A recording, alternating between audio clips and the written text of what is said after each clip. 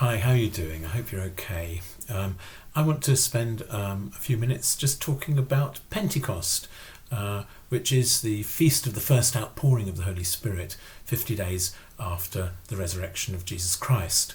And Pentecost, well, the word means 50 days. And the word for spirit in Hebrew is ruach, which also means breath or wind. So it's all about sort of things moving out. And if you think about it, the word itself is a little bit onomatopoeic. It sounds like the thing that it's describing. Ruach, breath, wind. Now, if you think about breath, it's such an intimate thing, isn't it? When you hear somebody breathing, breath is what gives you life. Breath is life.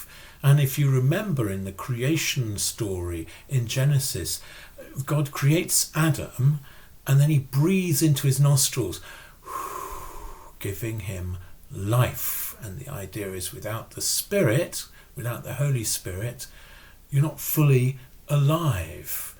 And so the giving of the Spirit at Pentecost brings life, not just to the individual, but to the church, not just to each Christian, but to everybody gathered and created by God is given life by God.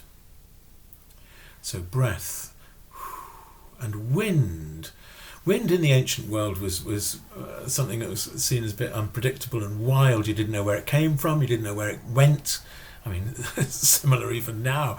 You don't know what's happening half the time. When the wind blows, there's nothing you can do about it. And that's the thing about wind, is that you can't really see it. You can only see the effect it has.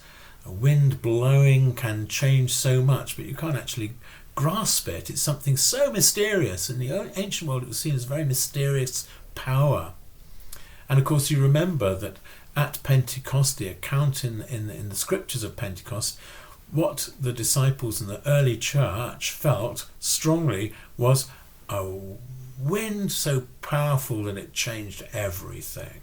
So you have breath, which is so intimate, and wind, which is so mysterious. Something, breath so close, wind so much about other.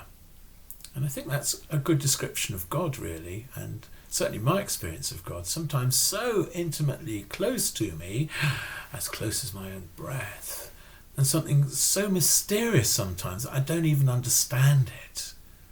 It's a good description of God.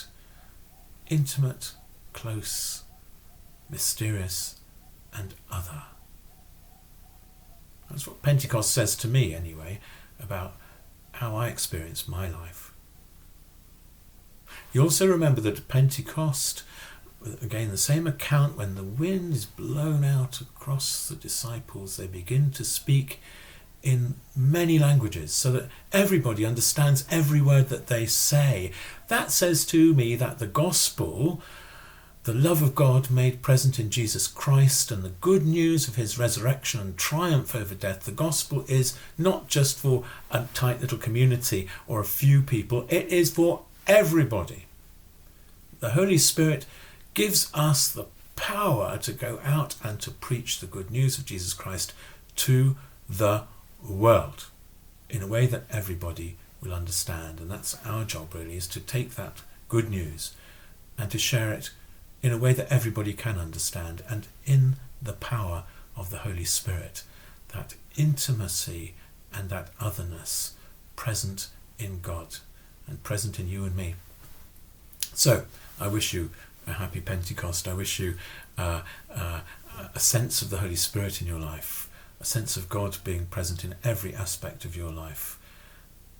And I wish you also the wisdom, the vision, the opportunity to spread the good news in ways that everyone will understand, so that everyone will be brought closer to God through the power of the Holy Spirit. Happy Pentecost. God bless you.